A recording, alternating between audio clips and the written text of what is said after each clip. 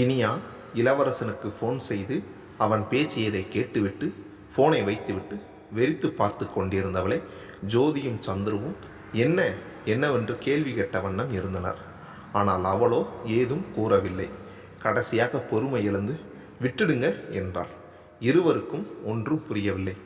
ஜோதிதான் என்னாச்சுடா, என்ன சொன்னாரு, திட்டாரா, நீ செஞ்சது அவருக்கு கஷ்டமாக தானே இருக்கும் என்றாள். இனியா ஏதும் சொல்லாமல் ஜோதியையே சோர்வாக பார்த்தார்.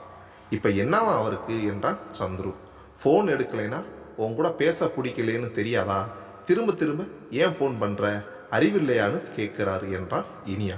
சரி விடு இனியா, அவர் நீ திடீர்னு இப்படி பண்ணதில் கோபமாக இருக்காரு. ஏன் எனக்கே கூட கோபந்தான். ஆனால் உன் மாமா தான் சொன்னார் இனியா என்ன யோசிச்சு இப்படி பண்ணுச்சோ எல்லாத்தையும் கொஞ்ச நாளுக்கு ஆற போடுங்கன்னு. அதான் நானும் உன்கிட்டவும் ஏதும் கேட்கலை என்றாள் ஜோதி. அதே தான் அக்கா, எக்ஸாக்ட்லி அதே தான். நடந்த விஷயம் ரொம்ப பெருசு. அதோட தாக்கம் எல்லோருக்கும் போகிறதுக்கு கொஞ்சம் கூட கேப் தராமல் அடுத்தது என்னன்னு பேசினா என்னக்கா அர்த்தம்? அத்தையை தப்பு சொல்ல முடியுமா, இல்லை நம்ம அம்மாவை தான் சொல்ல முடியுமா? ரெண்டு பேருமே நல்லவங்க. அவங்களுக்குன்னு ஒரு நியாயம் இருக்குது. என்னால் இதில் யாரையுமே ஹெல்ப் பண்ண முடியாது. அத்தை கல்யாணத்துக்கு ஒத்துக்கலைன்னு அவர் அத்தை கிட்ட பேசலையாம். நம்ம அம்மாவுக்கும் தான் இதில் இஷ்டம் இல்லை. அதுக்காக நான் அம்மா கிட்ட பேசாமல் இருக்க முடியுமா? எனக்கு எல்லோரும் வேணும்க்கா. நான் எல்லோரையும் புரிஞ்சு நடந்துக்கணும்னு நினைக்கிறேன். ஆனால் பாத்தியா, அவர் என்ன புரிஞ்சிக்கவே இல்லை என்றவளின் கண்களில் இருந்து கண்ணீர் சிந்தியது. என்னடி இப்படி சின்ன குழந்தை மாதிரி அழுதுகிட்டு? நம்ம வீட்டில் ஒரு பிரச்சனைனா நீதானடி தைரியம் சொல்லுவ. இப்போ நீயே இப்படி ஃபீல் பண்ணுற, லூஸ் மாதிரி அழாத. இல்லைக்கா, நீங்கள் எல்லாம் சொல்லுவீங்க இல்லை, அது கரெக்டு தான். நான் சைக்காலஜி படித்தது தான் தப்பு. ஒவ்வொரு விஷயம் நடக்கும்போதும் அதோட பேக்ரவுண்டு என்னன்னு மனசு யோசிக்குது. ஒவ்வொருத்தவங்க ஒவ்வொன்றும் செய்யும்போது அவங்க ஏன் அப்படி செய்கிறாங்கன்னு தோணுது. அதனால தான் என்னால் இப்போ அத்தை இப்படி செய்கிறாங்கன்னா ஏன்னு தோணி அவங்க மேலே எந்த கோபமும் வர மாட்டேங்குது. அதுவே நார்மலாக ஏன் அத்தை இப்படி செய்கிறாங்கன்னு அத்தை கிட்ட சண்டை போட்டிருந்தா இலா என் மேலே கோபப்பட்டிருக்க மாட்டார் இல்லைக்கா என்றான். என்னடி நீ, இப்போ உனக்கு என்னாச்சு? ஏன் இப்படி சம்மந்தம் இல்லாமல் ஏதேதோ பேசுகிற? நீ சொன்ன மாதிரி நீ படித்த படிப்பு எல்லாம் இதுக்கு காரணம் இல்லை. உன் நல்ல மனசு தாண்டி உன்னை இப்படி அத்தை ஏன் இப்படி பண்ணாங்கன்னு யோசிக்க வைக்குது. இதில் உன் தப்பு எதுவுமே இல்லை, எல்லாம் சரியாகிடும். நீ தேவையில்லாமல் ஃபீல் பண்ணாத, அவ்வளோதான் சொல்லிட்டேன் என்றான் ஜோதி. இவ்வளவையும் பார்த்து கொண்டிருந்த சந்துருவிற்கு மனம் நிறைவாக இருந்தது. இவங்க எங்கள் வீட்டுக்கு வருவதற்கு நாங்கள் எல்லாம் நிஜமாகவே எவ்வளவு கொடுத்து வைத்தவர்களாக இருக்க வேண்டும்.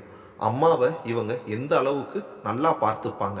யாராக இருந்தாலும் நியாயமாக அம்மா மேலே கோவம்தான் வரணும். அதெல்லாம் இல்லாமல் அம்மாவோட நிலைமையில இருந்து யோசிக்கிறாங்கன்னா இவங்களுக்கு எந்த அளவுக்கு நல்ல மனசு இருக்கணும். இவங்களை போய் அண்ணன் அள வைக்கிறாரே, கடவுளே, எல்லாமே கூடிய சீக்கிரம் சரியாகிடணும் என்று எண்ணிக்கொண்டான் சந்துரு.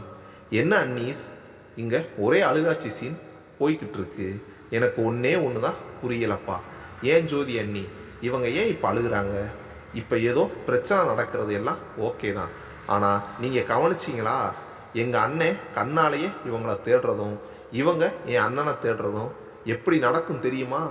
அதுவும் இவங்க எங்கள் வீட்டில் இருந்தாங்களே, அப்போ வீட்டுக்கு வந்த உடனே எங்கள் அண்ணன் கண்ணு இவங்களையே தான் தேடும்.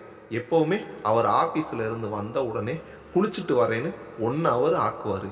இவங்க வீட்டில் இருக்கும்போது ஒரு 5 minutes கூட இல்லை, அண்ணியை பார்க்க ஓடி வர்றாரு. இவங்களும் அவர் வர்ற வரைக்கும் ஒரு வாய் சாப்பாட்டையே பிசைஞ்சுக்கிட்டு இருக்காங்க. 2 பேரும் ஒருத்தர் மேலே ஒருத்தர் ரொம்ப அஃபெக்ஷன் வச்சுருக்காங்க. இப்போ ஏதோ பிரச்சனைனா எல்லாமே முடிஞ்ச மாதிரி இந்த ஃபீலிங்ஸ் எதுக்கு? நாளைக்கு பிரச்சனை சரியான உடனே எங்கள் அண்ணன் செஞ்ச தப்புக்கு காதை பிடிச்சு திருக வேண்டியதானே. அதை விட்டுட்டு எதுக்கு தேவையில்லாமல் கஷ்டப்பட்டுட்டு என்றான் சந்துரு. ஜோதியும் சந்துருவோடு இணைந்து இனியாவை சிரிக்க வைப்பதற்காக, ஆமா சந்துரு, இவங்களெல்லாம் நம்பவே முடியாது. இப்போ தான் நம்மக்கிட்ட இந்த பஞ்சாயத்து எல்லாம் வரும். நாளைக்கு சேர்ந்துட்டா உடனே நம்மளை கண்டுக்கவே மாட்டாங்க பாரு என்றான். இனியா சிரிக்க ஆரம்பித்து விட்டார். இப்படி இல்லாமல் அழுதுகிட்டு இனியா சிரிப்பதை நிறுத்தவே இல்லை. ஏய், இப்போ எதுக்குடி இப்படி சிரிக்கிற? இனியா ஏதோ சொல்ல முயன்றும் சிரிப்பை நிறுத்த இயலாமல் அவளால் சொல்லவே இயலவில்லை. சொல்லிட்டு சிரிடி, நாங்களும் சிரிப்போம் இல்லை? ஜோதி அண்ணி, இருங்க எனக்கு ஒரு கெஸ் இருக்குது. அண்ணி, நீங்கள் எங்கள் அண்ணன் காதை பிடிச்சு திருகிற மாதிரி யோசிச்சு பார்த்தீங்களா? இனியா ஆம் என்றவர் தலையசைத்து விட்டு திரும்ப சிரிக்க ஆரம்பித்தார். அதை கேட்ட இருவரும் அக்காட்சியை எண்ணி பார்த்து சிரித்தார்கள்.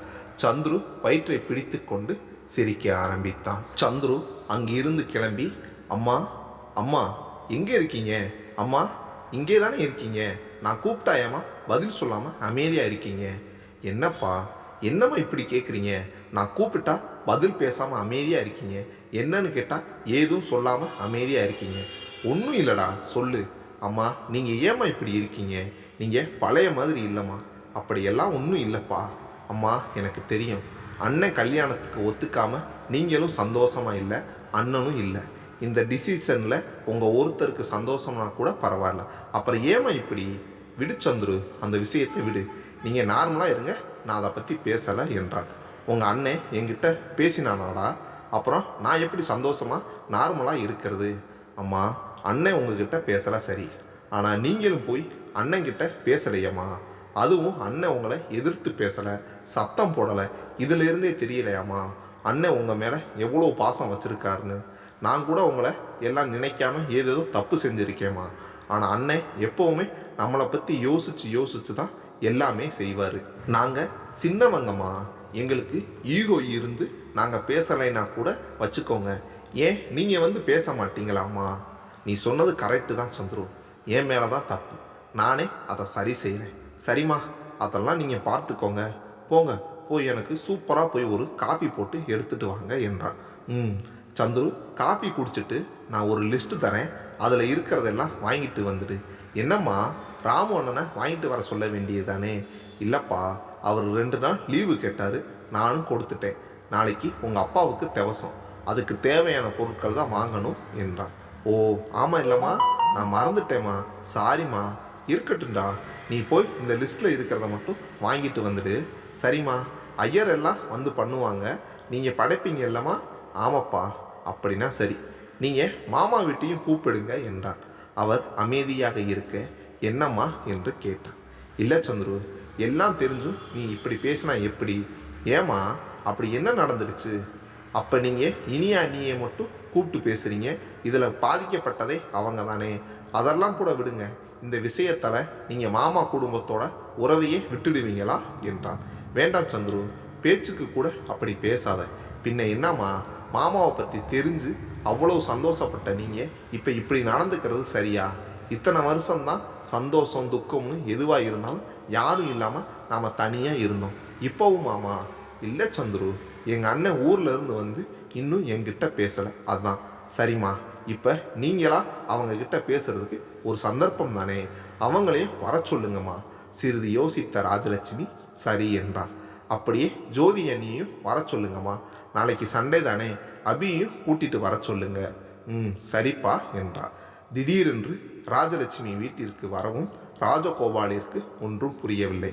வாமா என்றார் தயங்கியவாறு. ஆனால் அவருக்கு மாறாக லட்சுமியோ அவரை உற்சாகமாக வரவேற்றார். வாங்க நீ வாங்க, என்ன அங்கேயே நிற்கிறீங்க? என்றார் ராஜலட்சுமி. என்ன இந்த பக்கம் வந்தே ரொம்ப நாள் ஆச்சு என்றார் லட்சுமி. மற்ற இருவருக்கும் ஒன்றும் புரியவில்லை. இவ்வளவு நடந்தும் அண்ணி தன்னிடம் பேசுவார்கள் என்று கூட ராஜி எதிர்பார்க்கவில்லை. ஆனால் அவரோ இவ்வளவு உற்சாகமாக வரவேற்று ஏன் வரவில்லை என்று கேட்கவும் பதில் கூற முடியாமல் விழிக்க மட்டுமே முடிந்தது.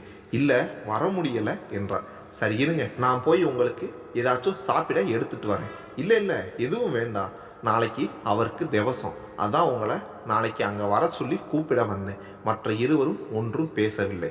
சிறிது அமைதி காத்த ராஜலட்சுமி, சந்துரு தான் இத்தனை வருஷம் எதுவாக இருந்தாலும் யாருமே இல்லாமல் தனியாக இருந்துட்டோம், இப்போ தான் நமக்கு மாமா இருக்காங்களேம்மா, அவங்களையும் கூப்பிடுங்கன்னு சொன்னால் அதுதான் என்றவாறு இழுத்தார்.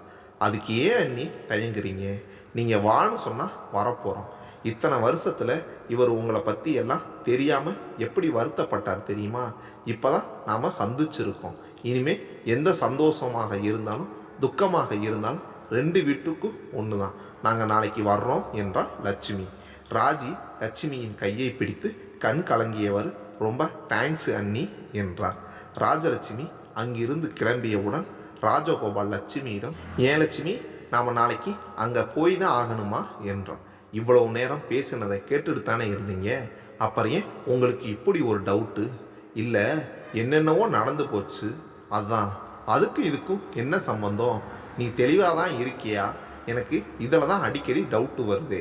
ஒரு முறை ரொம்ப தெளிவாக பேசுகிற, இன்னொரு முறை சுத்த முட்டாள் மாதிரி பேசுகிற. இப்போ நான் அப்படி என்ன முட்டாள்தனமாக பேசிட்டேன்? பின்ன என்னவா? என்னெல்லாம் நடந்துடுச்சு? நீயும் தானே இந்த கல்யாணத்துக்கு சம்மதிக்க மாட்டேன்னு சொல்லிட்ட. அப்புறம் ஏன் இப்போ இப்படி? அந்த பிரச்சனை முடிஞ்சிடுச்சுங்க. இப்போ ஏன் அதை இழுக்கிறீங்க? அதுவும் உங்கள் தங்கச்சியும் அப்போ எல்லாமே யோசித்து நல்ல முடிவாக தான் எடுத்தாங்க. எல்லாத்துக்கும் மேலே என் பொண்ணே இந்த கல்யாணம் வேண்டாம்னு சொல்லிட்டா. இல்லை, அவ்வளவுதான். அத்தோட என்னை பொறுத்த வரைக்கும் இந்த பிரச்சனை முடிஞ்சு போச்சு. இப்போ அவங்க உங்கள் தங்கச்சி மட்டும்தான். இத்தனை வருஷம் தான் அவங்க தனியாக இருந்துட்டாங்க. இனிமேலும் அவங்க அப்படி இருக்கக்கூடாது. இதை நாம் ஏற்கனவே எடுத்த முடிவு தான். அதில் எந்த மாற்றமும் கிடையாது. உங்களுக்கு இப்போ புரியுதா? ராஜகோபால் ஏதும் பேசாமல் அமைதியாக அவர் மனைவியின் முகத்தையே பார்த்தார். என்ன, எதுவும் பேச மாட்டீங்க? இல்லை, நீ எப்போதுலேருந்து இப்படி மாறிட்டேன்னு பார்க்குறேன். அப்படின்னா நீ சொல்கிறது சரின்னு சொல்கிறவங்கள எல்லாம் நீ உன் பக்கம் சேர்க்கிற, அப்படித்தானே? ஆனால் ஒன்று மட்டும் ஞாபகம் வச்சுக்கோ, நான் எப்போவுமே உன் பக்கம் சேர மாட்டேன். என் பொண்ணு என்னதான் நீ சொல்கிறதுக்கு சரின்னு சொன்னாலும் அது அவன் மனசில் இருந்து வராது. நான் கடைசி வரைக்கும் என் பொண்ணு பக்கம்தான். அவள் வாழ்க்கை நல்லா இருக்கிறது தான் எனக்கு முக்கியம். என்னால் முடிஞ்ச வரைக்கும் நான் அதுக்காக போராடுவேன் என்று கூறிவிட்டு விடுவிடுவென்று அங்கிருந்து சென்று விட்டார் ராஜகோபால்.